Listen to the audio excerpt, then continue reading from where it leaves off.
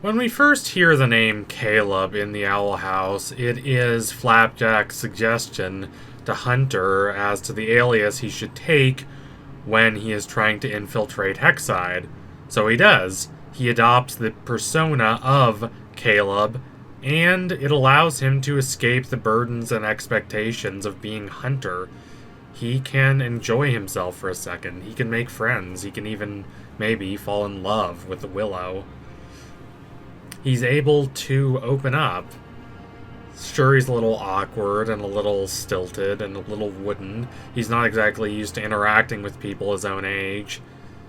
But he really enjoys being able to form connections with people, and this forming of connections is a major step away from the role of the Emperor's enforcer that he has adopted out of a mistaken belief that the Emperor actually cares about him, instead of viewing him as simply another clone of Philip's original brother.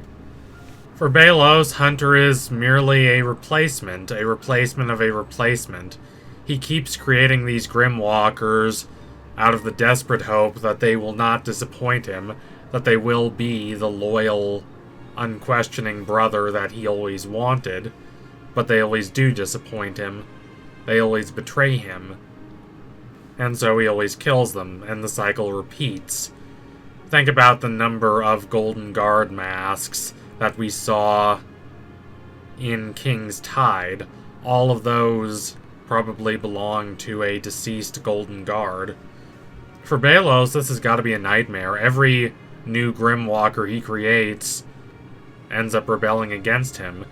Now, to a certain extent, this makes Hunter's eventual rebellion significantly less surprising and less meaningful than, say, Zuko's decision to forsake his misconceived notion of honor instilled in him by his father and his society and turn against the Fire Nation, instead of desperately seeking to capture the Avatar in order to gain the approval of a brutal, aggressive society that prioritizes violence, discipline, reverence to authority, and conquest, and views compassion and skepticism toward these structures of authority as weakness. Zuko's rebellion against these power structures, both familial and societal, is by no means guaranteed. It's not a fait accompli. It's very much the result of Zuko's own consideration and his rethinking of the values he once believed after 2 long seasons spent journeying through the Water Tribes and the Earth Kingdom. Now, that does not mean Hunter's rebellion is insignificant, nor does it mean that he does not deserve credit for rethinking his pure devotion toward Belos. As warm as Belos can pretend to be to him, and as many beautiful sounding promises as Belos makes to him. What I am talking about is that Hunter has the support of Flapjack, his little palisman, and he has the support created by following in the tradition of perhaps dozens of Golden Guards who came before him. And of course, before all of them, there was Caleb, Belos' actual brother. Now, the show has not given us complete confirmation that Belos' brother was named Caleb, but I think it is a reasonable assumption at this juncture. Belos has never heard Hunter use the name Caleb before. If he did, he would probably be apoplectic, and understand this as Hunter following far too much in the tradition of Belos' actual brother, and thus Belos would be afraid that Hunter would likely rebel against him, which is not a completely absurd fear, since this is what Hunter ends up doing. When Belos uses the name Caleb, it is completely unprovoked by anything Hunter directly says. Belos has degenerated into this feral, monstrous state after Luce tricked him in King's Tide. He thrashes about in rage and incensed fury and resentment, and filled with a desire to exact his revenge on Luce and her companions. But when he sees Hunter's talisman, he stops. He's shaken. His eyes go right to the talisman itself, and he growls, "Caleb?"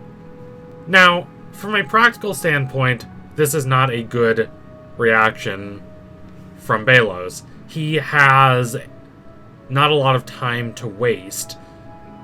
He's just this being of pure, monstrous goo, exerting all the remaining energy he has left in him. And of course, not knowing that he will soon be killed by the Collector, the enigmatic Star Child whom Belos was using for his own ends.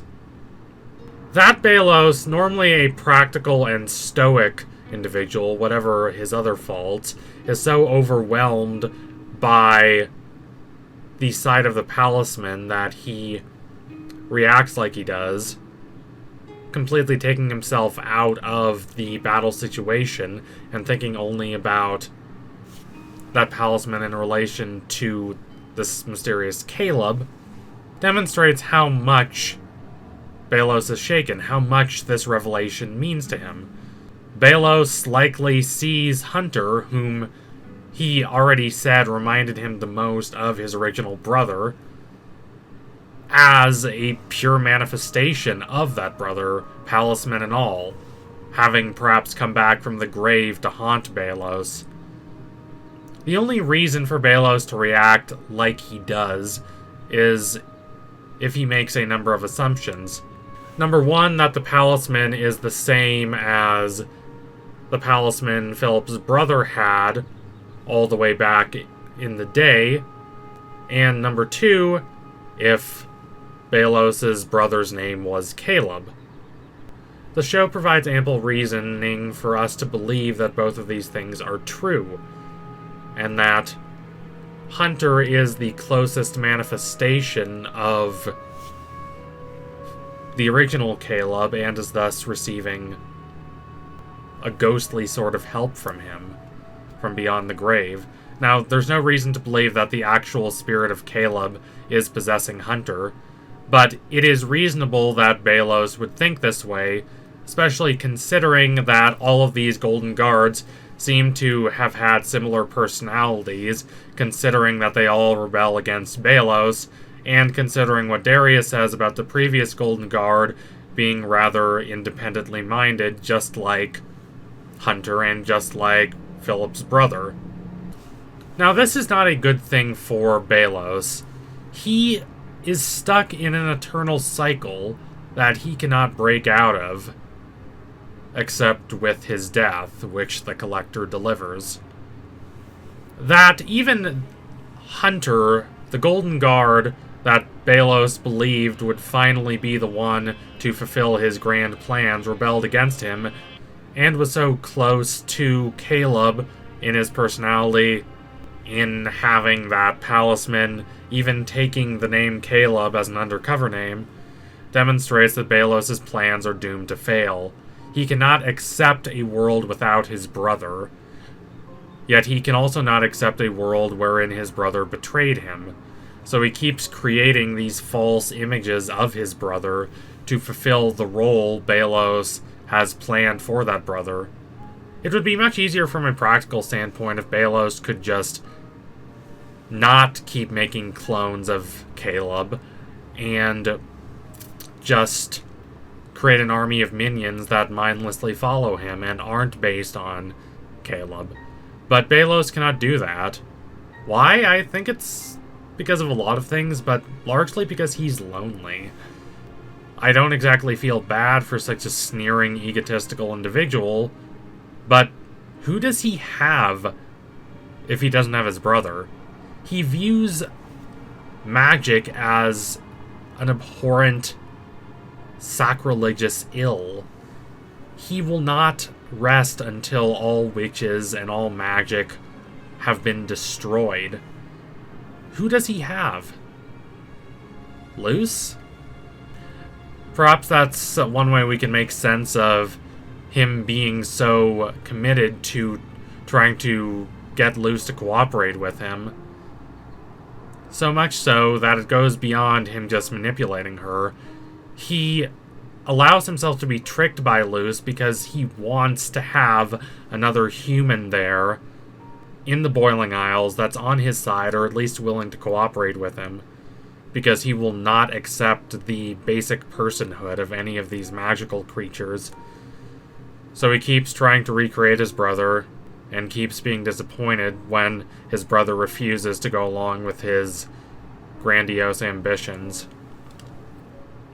Belos' struggle was, as we can see when we look at his plans from a broader perspective now that he's been utterly annihilated by the Collector, his control was transient and innately fragile.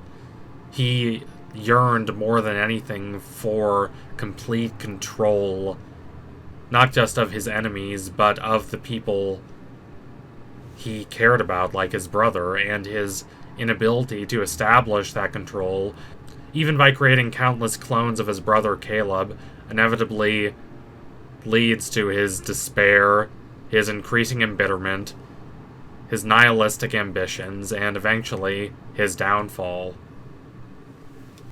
So thank you all for watching. If you liked what you saw today, don't forget to like, comment, and subscribe. Donate to my Patreon if you can and you want to see more videos like this. What do you think will happen to Hunter in Season 3? Do you think he will adopt the name Caleb as his real name? He will certainly always be Caleb to Willow. Do you think we'll learn more about Philip's brother in Season 3? Certainly possible. Anyway, tune in soon for my next analysis. It will be coming soon. Promise you that. Thank you all again. Adios, comrades.